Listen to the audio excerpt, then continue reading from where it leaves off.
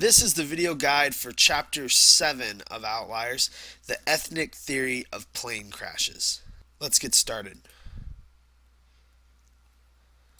In this chapter, Gladwell is going to talk about Korean Airlines.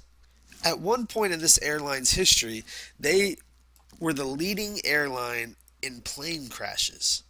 Gladwell is going to examine some of the studies done about these plane crashes and others and make an argument about why this happens.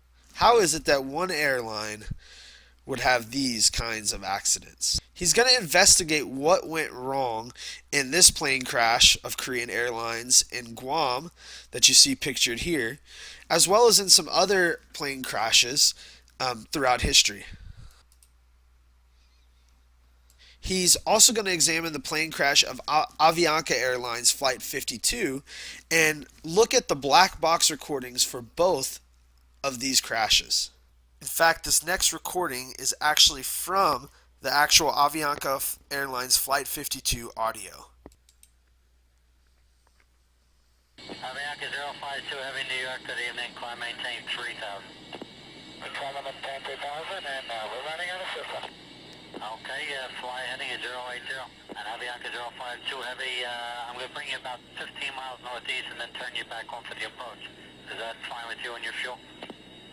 I guess so, thank you very much. Avianca 52, climb maintain 3000. Negative, sir, we're just running out of fuel. We're good. Okay, 3000, I'll be good.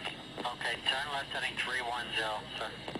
310, Avianca 052. Avianca 052, we just lost two engines and we need the priority, please. Avianca 052, turn left heading 250, intercept the localizer. Avianca 052, you have enough fuel to make it to the airport?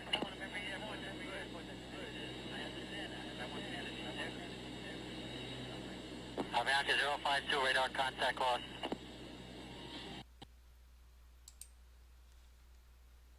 This was a result of what you just heard. What Gladwell points out is that all of these plane crashes had one common factor, and that's that people who knew things were in trouble and knew things weren't going well didn't speak up and make their point. If you listen to that recording, there was no urgency in the pilot's voice, even though they knew they were going to crash. In fact, the air traffic controller that they were speaking with had no clue that it was as big a problem as it was. Gladwell is going to suggest that this is the problem. He's going to tell us about this, Hofstede's cultural dimensions.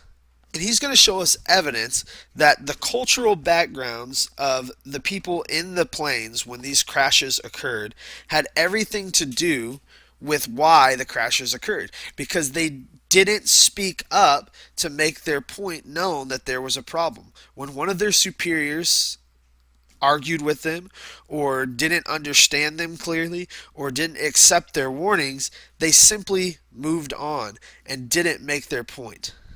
He's going to talk specifically about this power distance index and how both South Korea, and Colombia are high power distance index countries.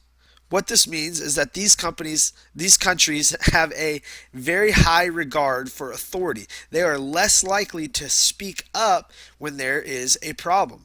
They're more likely to just let the bosses, let who's ever in charge be in charge, and not say anything if there's a problem.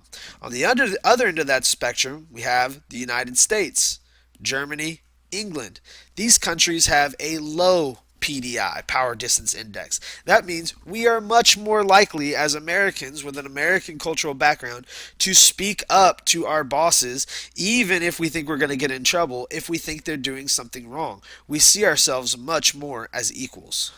You can look at some of the other things that he measured, like how individualistic is a society. Americans, the most independent, the most we're on our own kind of a thing, and how dependent on one another society is. You've got China and South Korea more on this spectrum.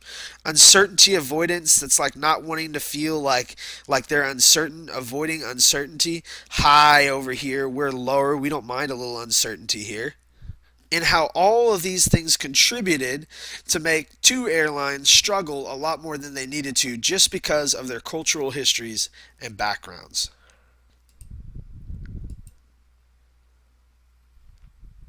Now, your job is to check out this strategy log, sorry about that, and make sure you identify one strategy for each section of Chapter 7. There's 14 chapters, and some of them are a little weird. Some of them are just him putting out the script of what went on in the cockpit, in which case, writing out that script is a strategy. So you're going to have to be a little creative about which strategies you identify on some of these sections. Finally, I'm going to ask you to think about something called mitigated language. And Gladwell's going to talk about this a little bit. But I want you to be ready to discuss this. I want you to think about times where you have talked around something or softened up how you said something, which is basically the same thing as mitigating your language. And I want you to talk about how and why we do this. And when we get into class, we'll discuss how and why we do that sometimes.